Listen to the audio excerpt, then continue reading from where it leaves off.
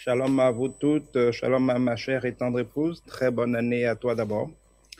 C'est la priorité que Dieu continue de te bénir, que sa faveur et sa grâce continuent de surabonder sur toi et de couler au travers de ton ministère, et que tu continues d'être la mère de tout le ministère, gardant chacun de nous, afin que de gloire en gloire, comme Déborah a conduit la bataille pour la victoire, tu conduis cette famille à la victoire au nom de Christ Jésus. Que Dieu te bénisse, cher et tendre Minou chéri, mon trésor du ciel.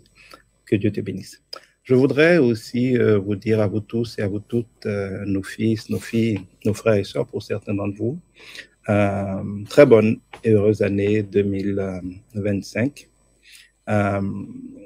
Nous sommes, en tant que parents, Hermione et moi, très vous avoir comme parents, et nous rendons grâce à Dieu vraiment pour votre vie. Je prie vraiment que cette année soit l'année où la parfaite volonté de Dieu soit faite pour nous. Parce que je crois que cette parfaite volonté de Dieu est toujours ce qui peut nous arriver de mieux.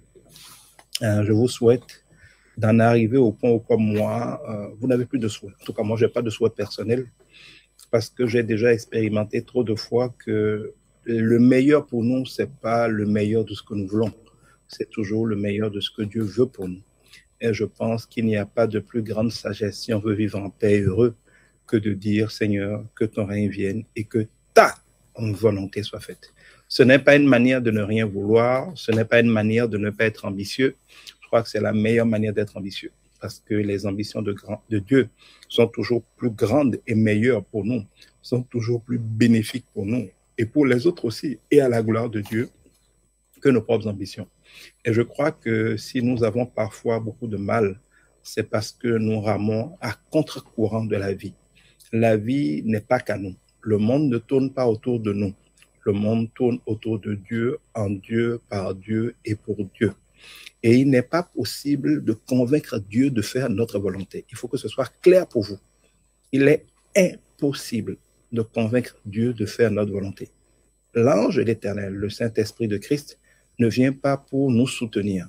Il vient prendre le commandement.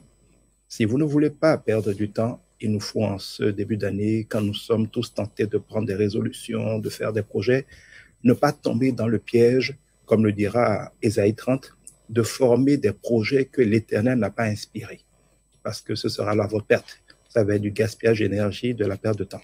Si Dieu essaie de vous amener à un point A et que vous essayez d'aller à un point B, vous allez être tiraillé en tout ce que Dieu mettra en place pour atteindre son objectif et ce que vous serez en train de mettre en place pour atteindre le vôtre qui n'est pas celui de Dieu. Et le pire, c'est que vous allez demander à Dieu de vous aider, ce qu'il ne fera pas. Vous n'allez pas arriver à atteindre vos objectifs, vous allez boycotter ou compliquer ou parfois différer ou parfois retarder la bénédiction de Dieu pour vous et vous allez beaucoup souffrir. On ne peut pas ramer à contre-courant. Il faut apprendre à surfer sur les vagues de la vie. La sagesse, c'est pas de décider, ça me plaît, cette année, je veux. Non. Le Seigneur dit dans sa parole, nous ne savons même pas quoi demander. Il faut apprendre à avoir l'idée de dire, Seigneur, oui, je veux me sentir bien, oui, je veux être en paix, oui, je veux prospérer, oui, je veux te servir, oui, je veux impacter. Ça, c'est des généralités. Mais le comment en termes d'action, en termes de projet, je suis de ceux qui croient que, comme le dit le Seigneur, la vraie bénédiction, c'est quand les choses qui ne sont même pas encore montées à notre esprit, les choses qu'on n'a jamais imaginées, les choses que le monde n'a jamais vues, les choses que nos circonstances rendaient humainement impossibles. Et qu'en conséquence, nous-mêmes, nous ne pouvions même pas imaginer. Quand Dieu veut bénir, et il veut bénir, ce sont des choses comme ça qu'il va faire. Je crois donc que la véritable foi, c'est de vouloir, de savoir que Dieu a des projets merveilleux. C'est à travers les versets qu'il vous a donnés les années passées, c'est à travers les versets qu'il vous donne aujourd'hui. Le Seigneur vous parle. S'il vous prophétise des choses, accrochez-vous à cela. C'est sa volonté. Mais je vous invite cette année à ne pas perdre le temps à vagabonder spirituellement ou en termes d'ambition dans des choses que Dieu n'a pas inspirées. Je m'accorde totalement avec maman sur ce que le Seigneur nous dit en cette saison. C'est vraiment une saison où Dieu lui-même va repositionner. Ça veut dire que des choses vont bouger. Mais attention, attention, attention. Après repositionnement, il dit rebondissement. Rien ne rebondit avant d'avoir touché le sol. Quelque chose ne peut pas être en l'air et rebondir. Quand quelque chose rebondit, c'est que ça a touché un mur ou que ça a touché le sol. Donc, ça a rencontré un obstacle ou c'est tombé très bas. Il n'y a aucune possibilité de rebondissement avant d'avoir touché le fond ou avant d'avoir touché un obstacle. Alors, je ne sais pas. Je crois que ça dépend des personnes, selon où chacun de nous est dans sa vie. Il y a des gens que Dieu a déjà fait toucher le fond. Il y a des gens que Dieu a déjà conduit à heurter des obstacles. C'est-à-dire qu'en 2024, quand nous attendions l'abondance inhabituelle, eh bien, c'était une abondance de brisement, c'était une abondance d'enracinement, c'était une abondance de choses que Dieu faisait pour créer les circonstances de notre épanouissement. Et que ce faisant, pour certains, Dieu a déjà commencé le repositionnement. Pour certains, Dieu leur a déjà fait toucher le fond. Pour certains, Dieu leur a déjà fait heurter le mur. Pour cela, bonne nouvelle. Dieu va maintenant faire en sorte que le fond ayant été touché, le mur ayant été heurté, il y aura rebondissement. Ça va repartir. Pas avec votre énergie, avec l'énergie de Dieu, avec la puissance de Dieu. Et ce qui est bon en termes de physique dans le rebondissement, c'est que la vitesse, la force, la rapidité à laquelle ça rebondit est fonction de la rapidité du choc, de la dureté avec laquelle c'est descendu. Plus vous aurez été vaincu, plus vous aurez été humilié, plus vous aurez eu des difficultés, plus ça aura été compliqué, plus vous aurez chuté, plus paradoxalement vous rebondirez vite. Cela veut dire que pour certains, la chute a déjà eu lieu ou est en cours, et donc cette année, Dieu va les faire rebondir. Pour d'autres, hélas, il faut qu'on dise la vérité, ils doivent s'attendre à ce que Dieu les repositionne dans le sens de leur faire toucher le fond, à ce que Dieu les repositionne dans le sens de leur faire heurter le mur. Ça peut être dur, mais c'est comme crever des abcès, c'est la seule manière de les guérir. La bonne nouvelle cette année, c'est que cela sera suivi. Si vous gardez, comme maman vous l'a dit, les regards fixés sur le Saint-Esprit, sur Dieu, cela sera suivi d'un rebondissement pour des miracles inattendus. Je le dis pourquoi? Parce que la parole de Dieu nous dit de nous armer, surtout en ces temps-ci, mais en général, mais encore plus en ces temps-ci, de la pensée de souffrir avec Christ. Et quand on s'attend déjà à quelque chose, quand on sait que c'est normal, quand on sait que l'humilité précède la gloire, quand on sait que nous pouvons mépriser l'ignominie parce que nous savons la gloire qui nous attend, quand, comme Joseph, on peut être heureux ou consolé d'être dans le puits, d'être esclave ou d'être en prison parce qu'on sait où Dieu nous amène, eh bien, quand dans le chemin de Dieu, quand dans le plan de Dieu, on va parfois se retrouver à toucher le fond ou à toucher des murs, on ne sera pas frustré, on ne sera pas découragé. Parce que quand vous dites, ah oui, ça va être une année facile, Dieu va nous bénir, et que Dieu, en vous repositionnant, vous fait toucher le fond, si vous manquez de connaissances, vous pouvez être découragé. Vous pouvez voir l'élan, la foi être brisée, alors que Jésus nous a dit ces choses, afin que quand elles arriveront, nous conservions la foi.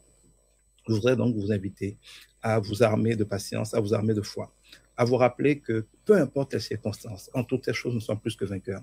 Personne ne peut nous vaincre. Jésus a privé le monde du pouvoir de nous nuire. N'ayez pas peur. Quand même avec Dieu, vous chutez. Ce n'est pas forcément censé faire mal. Moi, je l'ai expérimenté plusieurs fois dans ma vie. Si vous me voyez par la grâce de Dieu toujours aussi calme, c'est parce que j'ai expérimenté qu'une chose est d'avoir des problèmes, une autre chose est de souffrir de ces problèmes. Et la bonne nouvelle, c'est que Dieu s'est engagé. Christ a dit qu'il a payé le prix pour priver le monde du pouvoir de nous nuire. Nous pouvons tomber, mais la chute ne fera pas mal. On peut nous percuter, mais ça ne fera pas mal. On peut essayer de nous combattre, mais on ne nous vaincra pas. On peut nous attaquer, mais les gens qui nous ont attaqués devront fuir par ce chemin. On peut conspirer contre nous, mais ceux qui ont conspiré contre nous tomberont en notre pouvoir. On peut forger des armes contre nous, mais ce sera sans effet. La tempête pourra se lever, mais elle sera calmée, elle ne peut pas nous submerger. On peut nous mettre dans le feu, mais il ne pourra pas nous brûler. Nous pourrons nous retrouver dans des cages aux lions, mais les bouches des lions seront fermées. Je l'expérimente tous les jours. Si vous voulez jouir de la grâce de Dieu en cette saison, et c'est le monde dans lequel nous sommes, Dieu nous dit dans Habakkuk qu'en ces temps-là, parce que tout ce qui se produit aujourd'hui est déjà prophétisé, nous ne sommes pas honnêtes en tant que chrétiens quand nous sommes surpris comme les païens, alors qu'avant de tout commencer, Dieu nous a décrit au détail, au mot près, à la circonstance quasiment près, ce qui allait se passer. Il nous a prévenus, mais il a dit en ces temps-là, le juste, celui qui a le cœur juste, celui qui ne compte que sur Dieu, celui qui s'abandonne à Dieu, celui qui ne sait pas de mériter sa sainteté, mais qui reçoit de Dieu la sainteté, qui sait qu'il est indigne, mais qui s'accroche à Christ le digne, qui sait que lui-même il est un pécheur, mais que Christ en lui il devient saint, et qui par la foi reçoit celui qui a payé le prix, celui qui ne compte pas sur ses propres forces, mais qui compte sur la grâce de Dieu.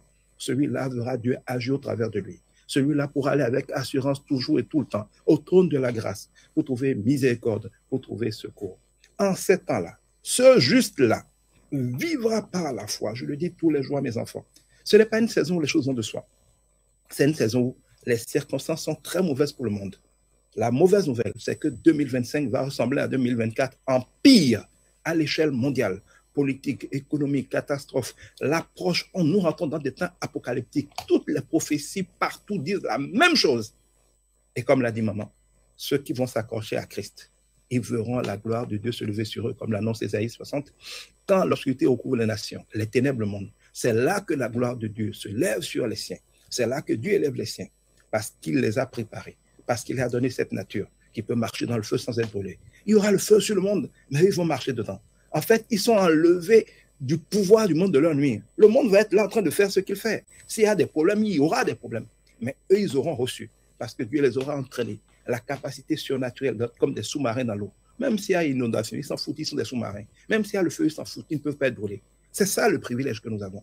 Mais ce privilège vient de la nature de Christ. Maman vous l'a dit, le tout n'est pas de venir à l'église une fois à la fin de l'année quand vous n'avez rien à faire, parce que vous voulez faire comme tout le monde, parce que vous avez peur de mourir, je ne sais pas pour quelle raison, ou de venir de temps en temps. Bon, il y a ceux qui viennent une fois par année, et puis il y a ceux qui viennent une fois par trimestre, il y a ceux qui viennent quand ils n'ont rien à faire, il y a ceux qui viennent quand ça chauffe. Non, ça, c'est pas la vie chrétienne, ça, c'est du cinéma. La vie chrétienne, c'est même pas seulement l'église, c'est une vie instant après instant, c'est 24 heures sur 24. C'est une manière d'être, c'est une manière de penser, c'est une manière de faire, c'est une manière de réagir. C'est une manière d'être père, d'être mère, d'être époux, d'être épouse, d'être enfant, d'être enseignant, d'être commerçant. En tout ce que vous faites, vous devrez manifester la nature de Christ. À l'église, vous apprenez à manifester cette nature-là. Vous apprenez à communier avec vos frères et vos sœurs. Vous faites une armée. Il y a des forces qui sont ainsi déployées. Il y a un équipement qui est ainsi déployé. Il y a des grâces qui sont ainsi libérées. Mais au quotidien, votre vie tout entière dans tous ces domaines doit manifester l'humilité et la nature de Christ. Si cette année-là, n'étant pas que des chrétiens de dimanche, n'étant même pas que des chrétiens qui viennent tous les jours, mais juste pour faire des choses à l'église, mais vous appreniez à l'église la nature de Christ et que vous laissez la nature de Christ vous infuser. Vous laissez cette année le Seigneur vivre au travers de vous. Que quand on vous voit, pas vous pensez, celui-là doit être un chrétien. Pas vos parents disent, celui-là c'est forcément un chrétien. Si vous vivez avec Christ, en Christ et par Christ, quel que soit ce qui se passe dans le monde, et je dois vous le dire, les choses qui se passeront cette année ne seront pas du tout faciles. Ça va être une année terrible à tout point de vue pour l'humanité. Et hélas, pour notre pays aussi. Ça s'annonce très, très, très, très dur. À ce moment-là, il faut être à Gozen. À ce moment-là, il faut être caché en Christ. Là, nous sommes invincibles. Là, nous pouvons regarder la rétribution des méchants. Là, nous pouvons être comme David, qu'on a essayé de tuer des centaines de fois, mais qui a toujours le dessus. C'est ça, le défi de cette année. Je vous le dis, le Seigneur me met à cœur de le dire avec insistance. Ce n'est pas une année où il faut regarder le monde à l'échelle macro. Parce que ce qui va se passer dans le monde et dans nos pays va être effrayant. Si quelqu'un passe son temps à regarder l'actualité et est tout le temps concentré sur ce qui se passe dans le monde, il va paniquer. Or, nous sommes tels que sont les pensées de notre cœur.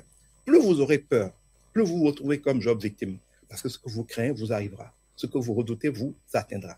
C'est pour ça, dans Philippiens 1, nous dit que quand nous sommes face à l'adversité, notre paix, la tranquillité, l'assurance que nous avons est le signe prophétique de la victoire, tandis que la peur est le signe prophétique de la défaite. Le monde ne va pas vous accabler selon ce qui s'y passe. Ce qui s'y passe et ce qui s'y passera pour vous sera en fonction de ce qui est en vous. Il nous en est fait selon notre foi plus que jamais. Le juste vivra par la foi. Maman vous l'a dit, nous avons le pouvoir de refuser des choses et pour nous, elles seront refusées. D'accepter des choses et pour nous, elles seront acceptées. C'est l'année, plus que jamais, où nous devons aller en eau profonde avec le Seigneur et exercer notre autorité. Ne subissez pas le monde. Ne soyez pas quelqu'un parmi les autres qui essaie de voir qu'est-ce qui se passe. Peu importe ce qui se passe, nous avons reçu le privilège d'être en Dieu, de pouvoir nous élever au-dessus des circonstances et d'avoir autorité, de commander au sein des circonstances. Nous sommes la lumière du monde, nous sommes le sel de cette terre-là. Ne subissons pas l'année. Elle va être effrayante pour ceux qui regarderont les choses dans la chair, mais pour ceux qui sont ainsi prévenus et qui seront en esprit, il y a une capacité de nager au-dessus de tout cela, comme Jésus, de marcher sur les eaux. Les eaux sont là, ce n'est pas un problème, si tu as la capacité de marcher. Et le Seigneur nous donnera cette année, et de gloire en gloire, la capacité de marcher sur les épreuves pour ceux qui vont s'accrocher à lui. Vous l'aurez compris, si vous êtes en Christ, Dieu mettra cette année la différence entre ceux qui le servent. Pas ceux qui viennent à l'église seulement, ceux qui viennent à l'église, apprendre à le servir, apprendre à le laisser vivre au travers d'eux. Si vous êtes de ceux-là, vous allez avoir une année extraordinaire. Le Seigneur va vous repositionner rapidement il va vous faire rebondir et vous verrez des miracles inattendus. Vous allez prospérer à tous égards. Vous serez dans la paix quand tout le monde sera paniqué. Vous verrez ce que personne ne voit. Vous serez invincible. Il pourrait y avoir des tribulations, mais en toutes ces choses, vous serez plus que vainqueur. Le Seigneur nous dit, ne baladez pas derrière inquiet. Je suis votre Dieu. Je suis là. Je viendrai à votre secours. Je vais vous fortifier. Je vais vous affermir. Et avec vous, je vais triompher. Je vais vous délivrer. Voilà le message du Seigneur pour nous. Je voudrais donc vous dire très, très bonne et heureuse année 2025.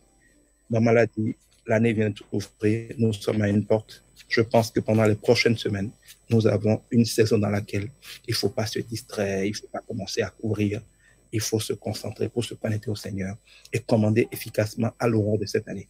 Recevoir de Dieu, laisser Dieu prendre le contrôle, aligner nos projets sur les projets l'Éternel, sentir où il nous conduit. Il faut vraiment dire au Seigneur, non pas nous, mais ta volonté, pas à nous de vivre, mais à toi de vivre. Que ton règne vienne, que ta parfaite volonté soit faite. Je voudrais que nous gardions ça à l'esprit cette année. Et c'est alors que 2025 sera pour nous une année de miracles inattendus. Très bonne et heureuse année à vous. Que Dieu vous bénisse. Je vous embrasse tous. Je ne veux pas commencer à citer les noms, sinon je ne finirai jamais. J'embrasse aussi et je bénis aussi tous ceux qui nous suivent en ligne, qui ne sont pas en présentiel. Vous tous qui êtes venus en présentiel parce que c'est la fête, que la faveur, la grâce de Dieu vous couvre. Mais de grâce, ne faites pas de l'affront, de le narguer pendant une année en attendant le prochain réveil en 2026. Que chaque jour de cette année, vous fassiez à Dieu l'honneur d'être avec lui et vous verrez ce qu'il fera de votre année. Dieu vous bénisse.